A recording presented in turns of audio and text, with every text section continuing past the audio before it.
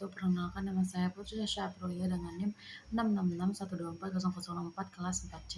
Pada video kali ini saya akan memaparkan hasil analisis mengenai digital governance melalui aplikasi Tangerang Live sebagai inovasi pelayanan publik di Kota Tangerang.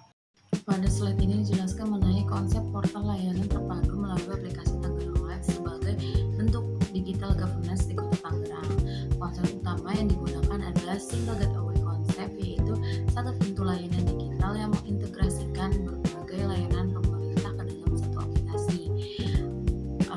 Dari sisi pengguna, aplikasi ini juga dirancang dengan pendekatan user-centric, yaitu berbasis kebutuhan masyarakat, sehingga navigasi dibuat sederhana agar mudah digunakan oleh semua kalangan.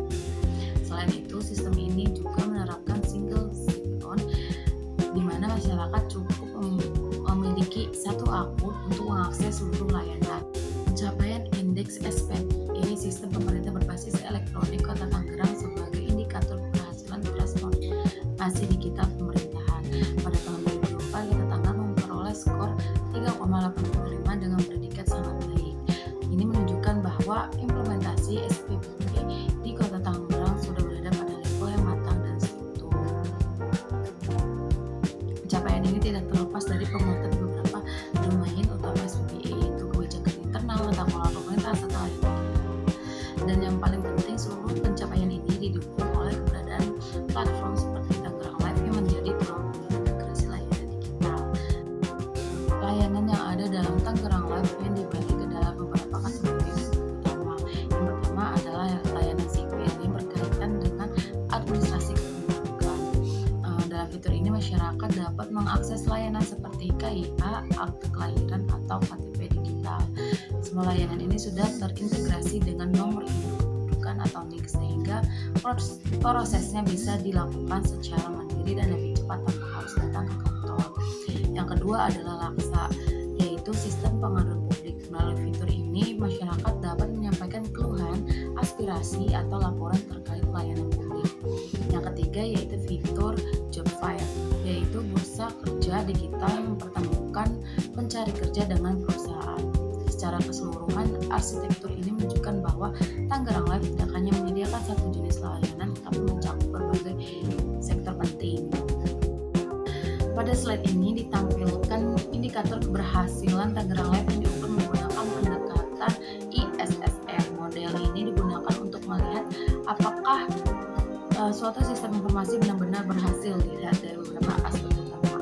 Dari hasil yang ada, kepuasan pengguna berada di angka 63,3%, yang artinya aplikasi ini sudah cukup membantu masyarakat dalam mengakses layanan publik, meskipun masih perlu ditingkatkan dari sisi kemudahan penggunaan, kecepatan, dan stabilitas sistem. Sementara itu, kualitas informasi mendapatkan nilai 82%, yang menunjukkan bahwa informasi dalam aplikasi sudah akurat, relevan, dan mudah dipahami, sehingga membantu masyarakat dalam mengambil keputusan dengan lebih cepat.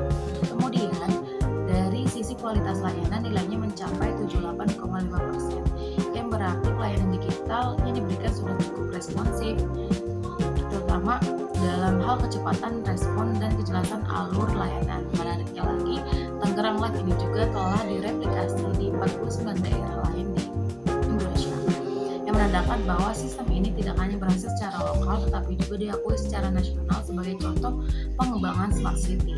Jadi, secara keseluruhan bisa disimpulkan bahwa kualitas informasi dan layanan sudah berada pada kategori baik, kepuasan pengguna masih perlu ditingkatkan, dan sistem ini sudah memberikan dampak nyata terhadap efisiensi pelayanan publik serta menjadi salah satu praktik terbaik yang diadopsi secara luas. Pada slide ini ditampilkan analisis menggunakan governance assessment metric dari Well and Ross untuk melihat bagaimana tata kelola teknologi informasi dalam aplikasi Tangerang Live. Matriks ini memetakan siapa yang memberikan masukan dan siapa yang mengambil keputusan dalam 5 aspek utama, yaitu prinsip TI, arsitektur TI, strategi, infrastruktur TI, dan kebutuhan aplikasi bisnis, serta investasi TI. Selain itu, di sisi kiri terdapat beberapa model tata kelola seperti business monarki, ide monarki, fundal federal, duopoly, dan anarki, yang menunjukkan pola distribusi kewenangan dalam organisasi. Berdasarkan hasil analisis pada tabel, terlihat bahwa sebagian besar keputusan strategis terutama pada aspek prinsip TI dan investasi berada di tangan top manajemen atau pemerintah Kota Tangerang. Hal ini menunjukkan adanya kecenderungan bisnis monarki di mana pengambilan keputusan bersifat terpusat pada pimpinan daerah. Sementara itu, Dinas Kominfo memiliki peran dominan dalam aspek teknis seperti implementasi arsitektur dan pengelolaan infrastruktur TI, sehingga mencerminkan peran sebagai pelaksana utama dalam tata kelola sistem tersebut. Di sisi lain, masing-masing organisasi perangkat daerah atau OPD juga terlibat, khususnya dalam memberikan masukan terkait kebutuhan aplikasi. Hal ini menunjukkan bahwa meskipun keputusan strategis bersifat terpusat, kebutuhan layanan tetap berasal dari unit-unit kerja yang paling memahami kondisi lapangan.